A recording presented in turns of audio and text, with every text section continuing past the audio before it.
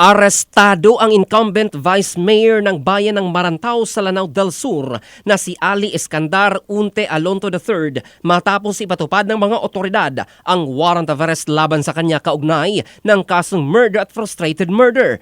Isinagawang pag-aresto bandang alas 8:45 ng gabi noong Agosto 21 sa bisa ng warrant na inilabas ng Regional Trial Court Branch 44 sa Initaw, Misamis Oriental.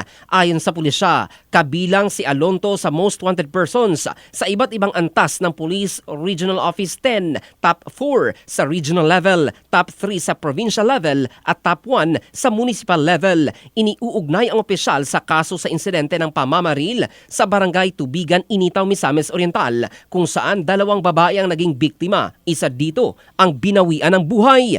Nasa 200,000 pesos naman ang itinakdang piyansa para sa frustrated murder habang walang inirerekomendang piyansa para sa kasong murder kaya't nananatili ang vice alkalde sa kulungan. Samantala, iginit naman ni PNP Chief Police General Jose Melencio Nartatis Jr. na tuloy-tuloy ang operasyon ng PNP laban sa mga wanted persons at walang pinipiling panahon ang pagpapatupad ng batas.